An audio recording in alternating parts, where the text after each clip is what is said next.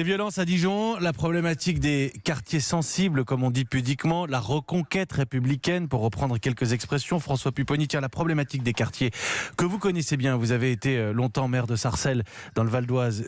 Cette problématique de quartier, de cité sensible, c'est ce qu'on a observé à Dijon, selon vous ?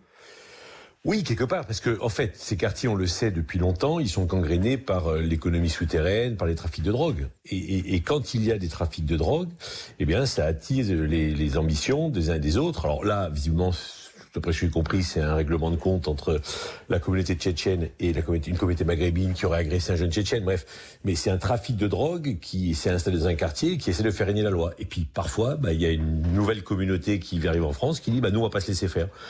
Et donc on en arrive, mais c'est pas la première fois. Alors d'un tel niveau, oui, c'est la première fois, et les images sont assez catastrophiques et édifiantes, et insupportables. Mais ce n'est pas la première fois que des gens essayent de se défendre dans ces quartiers, et qu'il y ait effectivement des règlements de compte entre jeunes dans ces territoires.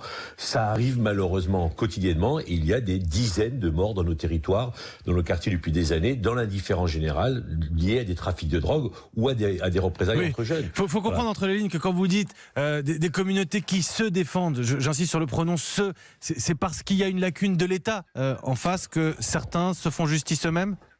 Vous savez, quand on est dans un pays où régulièrement des jeunes meurent parce qu'il y a des règlements de compte entre bandes, oui, c'est qu'il y a un moment un laxisme de l'État en général, de notre pays. Voilà, on n'a pas abandonné ces quartiers. Des choses exceptionnelles ont été faites, de l'argent a été déversé. Oui, beaucoup d'argent. Heureusement que ça a été là. Vous le dites rapidement, François Pupponi, mais là je prends l'exemple par exemple des Grésilles dont on parle ces derniers jours, les Grésilles, ce quartier de Dijon. On avait notre reporter, notre envoyé spécial Mathieu Bock qui nous racontait ces tours démolis, ces nouveaux immeubles, ce côté printanier sympathique aux Grésilles, ces millions investis. Oui.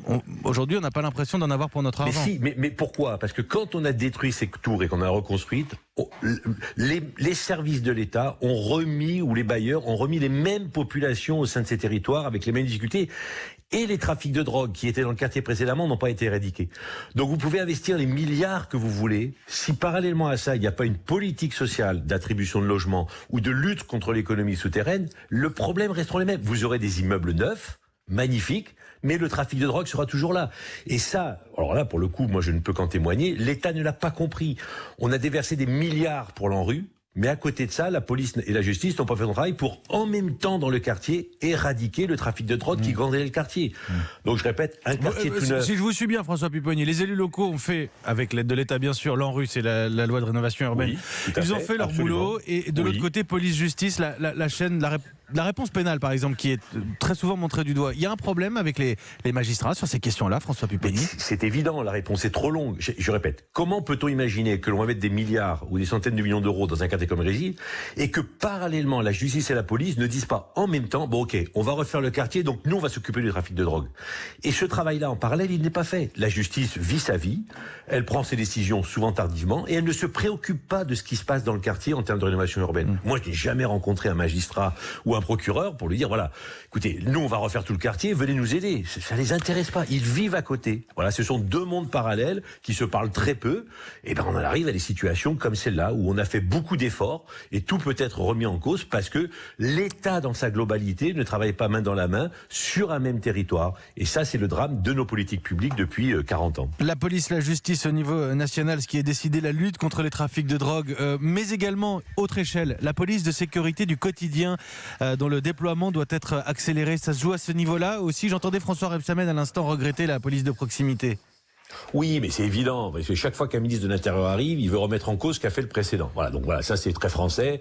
Celui qui était avant moi était nul, donc je vais faire mieux que lui. Et puis quand je m'en vais, celui qui me remplace va être... Bon, voilà, on connaît tout ça. Voilà, c'est le drame de ce pays. Ces territoires-là, ils ont besoin d'une politique d'État sur la durée, sans qu'on la remette en cause.